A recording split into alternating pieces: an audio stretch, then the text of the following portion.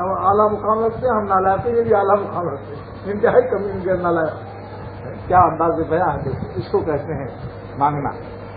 سبحان اللہ. سمجھ رہے ہو داؤد نے کیا پیارے انداز سے مولانا دعا کرنا. بے حدی خیش بگمار کریم برکزی بے حد مشتلعین. آپ خوبیوں میں اور بھلائیوں میں اور خیر میں بے انتہا مقام کا جو آپ کا ہے، ہماری بے انتہا نالائقیوں کے پر اس کو آپ اپنا مقرر کر دیجیے. یعنی میری بے انتہا نالائقیوں کے مقام پر غیر محدود خوبیوں کا مقام اس پر مسلط کر دیجیے تاکہ میری پردہ پوشی رہ جائے. ہی کی تختی ماں یکتار مان. اب آ گیا وہ مضمون. ہی کی تختی ماں یکتار مان. شیطان ہم سے ایک ایک گناہ کراتا رہا، آہستہ آہستہ ہماری تار کپڑے پھاڑتا رہا. اب ایک تار رہ گیا، کپڑے کا ایک تار. اور مصر بودیں وہ یکے دیوار مان. ہم دین کے لحاظ سے شہر تھے، دین کا شہر مصر شہر کو کہتے ہیں. ہم پورے شہر تھے دین کے لحاظ سے، لیکن گناہ کرتے کرتے نفس شیطان نے ہمارا وہ حال کر دیا کہ اب ہم ایک دیوار رہ گئے. آپ بتائیے کوئی شہر برباد ہو جائے، صرف کہیں ایک دیوار نظر آئے اور کہیں دیوار بھی نظر نہ آئے، تو آدمی وہ شہر کا جو مالک ہوگا وہ کس طرح فریاد کرے گا. اے اللہ اب ایک نشان ہے، یہ بھی اگر گر گئی تو ہم کیا حال ہوگا. مصر بودیں وہ یکے دیوار مان. ہم دین کے لحاظ سے، آبرو کے لحاظ سے، عزت کے لحاظ سے ہم شہر تھے، لیکن آج ہم پسماندہ ہوتے ہوتے، برباد ہوتے ہوتے اب ہماری ایک دیوار رہ گئی ہے، اس پر رحم کر دی. یہ درخواست رحم کا مضمون ہے اللہ تعالیٰ سے. یہ اولیاء اللہ کو مانگنے کا بھی ڈھنگ دیا جاتا ہے. دیکھو آگے فرماتے ہیں البقیہ خدیو. جو رہ گئی آبرو، جو دیوار رہ گئی، اے خدا اس کو بچائیے کہ اب یہ بھی گرنے والی ہے. جو کچھ ہے یہ بھی خطرے میں ہے. یہ بھی نہیں کہ یہ دیوار اب بچی رہے گی، ہمیں تو اس سے بھی خطرہ ہے کہ یہ بھی گر جائے گی کسی وقت. البقیہ ارے باقی رکھیے میرے مالک، باقی رکھیے اے خدا. تان گردت شاد کلی جانے دو، ورنہ پھر تو شیطان بالکل ہی خوش ہو جائے گا. آپ اس کو بالکل خوش نہ ہونے دیجیے. ابھی تھوڑی سی اس کو جلن ہے، اس کی ایک دیوار تو ہے، ابھی پورا خوش نہیں ہوا. شیطان تو پوری بربادی سے خوش ہوگا پورا. ابھی تو دیکھتا، ابھی تو اس ظالم کی ایک دیوار ہے دین کا، اس کو بھی گراؤ، اس کی کوشش میں لگا ہوا ہے.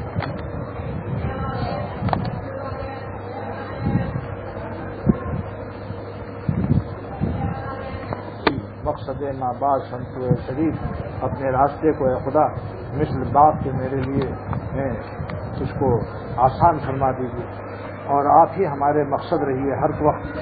یعنی آپ کے سوا ہم کسی چیز کو اپنا مقصد نہ بنائیں.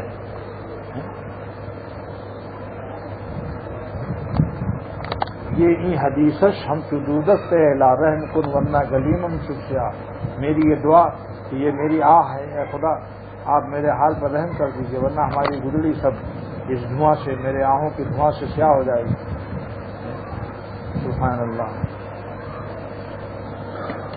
کاہلم چوں آفریدی اے ملی. اے خدا آپ نے ہمیں تو کاہل پیدا کیا ہے، تو روزیم دے ہم سے راہ کاہلی.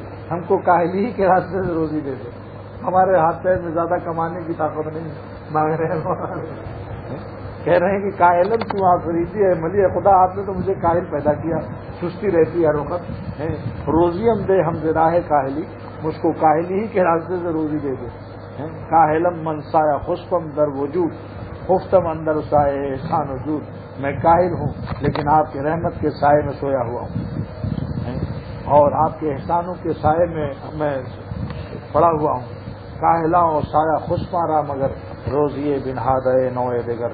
آپ نے اپنے کاہل بندوں کو اور جو آپ کے رحمت کے سائے میں سوئے پڑے ہیں، آپ ان کو کسی اور انداز سے روزی پہنچا رہے ہیں. ہر کرا پا ہست جوید روزیے، ہر کرا پا نیست کن دل سوزیے.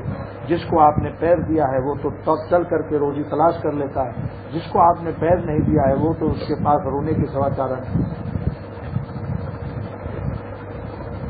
رزق را میراں بسوئے ہزی. اپنے رزق کو اس غمگین کی طرف بھیج دیجیے، اور ابر را باراں بسوئے ہر زمین. اور اپنے رحمت کے بادلوں کو زمین کی طرف بھیج دیجیے.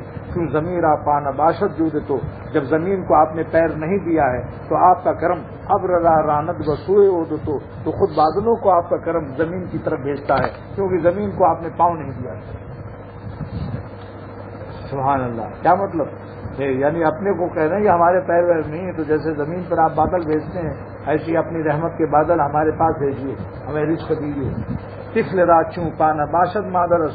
اور زمین کا تو قصہ بیان کر ہی دیا ہے خدا کہ جب زمین کو آپ نے پیر نہیں دیا تو بادلوں کو خود پہنچاتے ہیں آپ وہاں بارش کے لیے. زمین چل کے بادل کے پاس نہیں جاتی بلکہ بادلوں کو آپ پہنچاتے ہیں. تو اسی طرح سے طفل راچوں پانا باشد مادرس، جب بچے کے پیر نہیں ہوتے تو اس کی ماں جاتی ہے اس کے پاس. آیت وہ ریزت وظیفہ برسرش آتی ہے، بچہ بے پیر کا جو چل نہیں سکتا ابھی چھوٹا بچہ ہے اس کے پاس آتی ہے ماں، چرپائی پر بیٹھ جاتی ہے، بچے کو اٹھا کر دودھ پلا دیتی ہے کیونکہ بچے کے پاس پیر نہیں ہے. تو جب آپ ماں کی رحمت تو آپ ہی کی دی ہوئی ہے.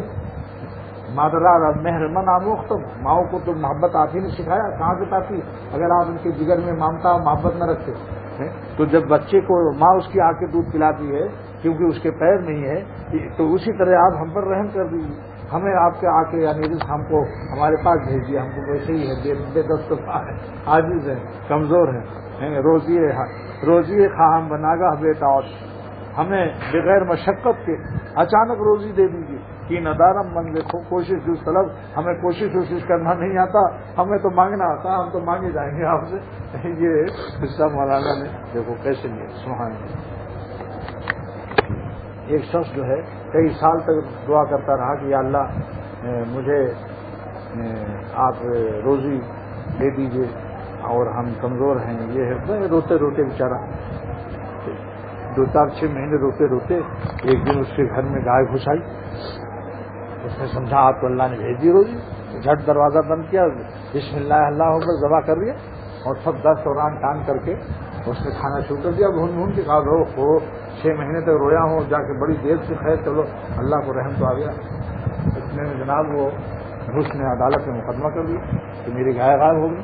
CID نے خبر کر دیا کہ فلانا 10 دوران کلیجی بھون کے کھا رہا ہے. وہاں پولیس پہنچ گئی، لے گئی عدالت میں قاضی کو.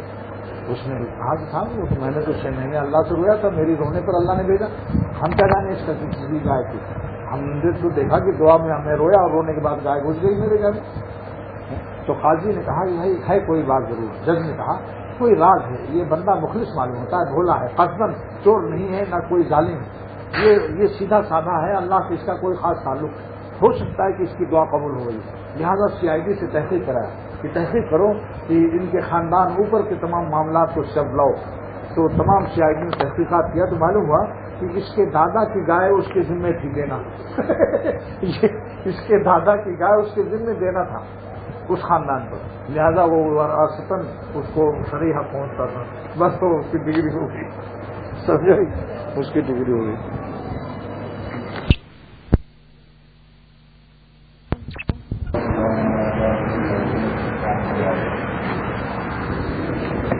ریا سے متعلق کچھ مضمون آج حضور الامت ثانی رحمۃ اللہ علیہ جو خطبات الاحکام سے سنایا جائے گا.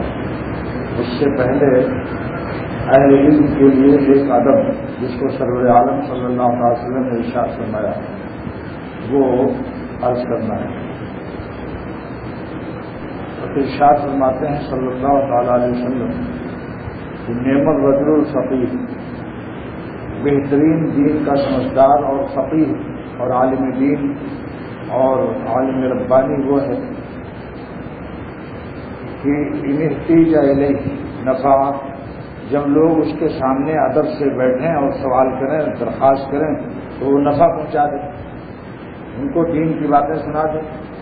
وَإِنِ اسْتُغْنِيَ عَنْهُ، اگر اس سے مستغنی اپنا استغنا دکھائے تو پھر اغنا نفس ہو، وہ بھی اپنے نفس کو مستغنی کر لے. ایسا نہیں وہ پیچھے میرے ایک دوست تھے فاضل دیوبند عالم، وہ ایک کسان ہل جوت رہا تھا بڑا سرکش متکبر قسم کا. اس نے کہا صاحب 2 منٹ ذرا میں آپ کو دین کی بات سنانا چاہتا ہوں. تو اس نے کہا صاحب میرے پاس وقت نہیں، میں ہل جوتتا رہوں تو میرے ساتھ چلتے رہو، بیل کے ساتھ ساتھ، یعنی جیسے میرے بیل چل رہے ہیں آپ بھی چلتے رہیے اور مجھے دین کی بات سناتے رہیے. دیکھ لیجیے ایسے لوگوں سے بھی پالا پڑ جاتا ہے.